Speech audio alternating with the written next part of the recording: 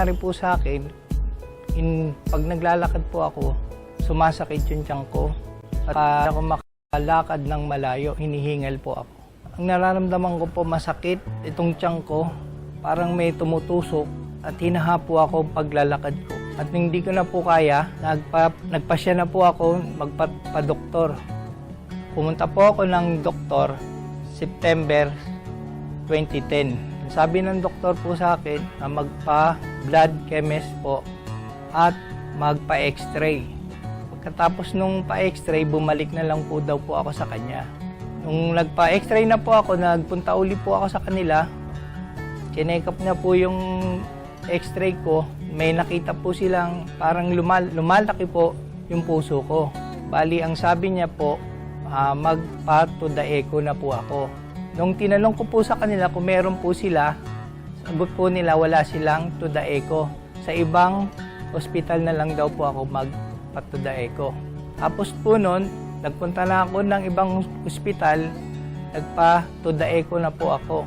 Ang resulta po nila dun sa to the echo nila is 25% sa oxygen pumapasok sa puso ko. Ang gusto nila mangyari kagad ng doktor ay huwag na daw po akong lumabas, magpa-admit na po ako. Dahil delikado po raw po yung lang sa puso ko, 25 oxygen pumapasok.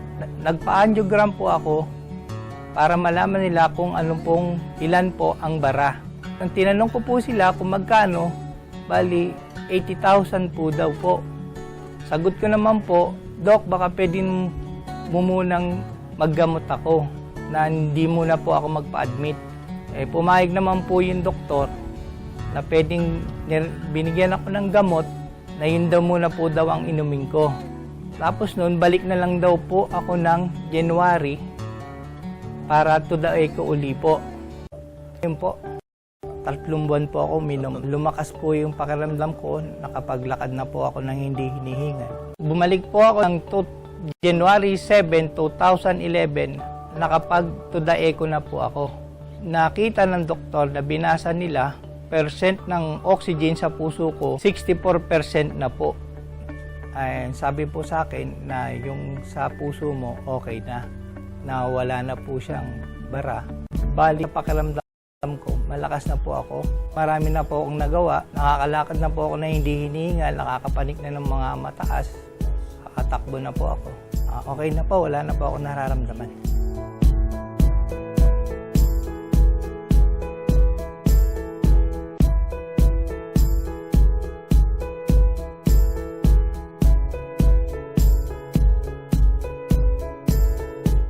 Minabuti ko po sapagkat kung pupunta pa kayo sa main office, napakalayo. Kaya naglagay po kami yung pong cell number na nakalathala sa ilalim ng screen na ito.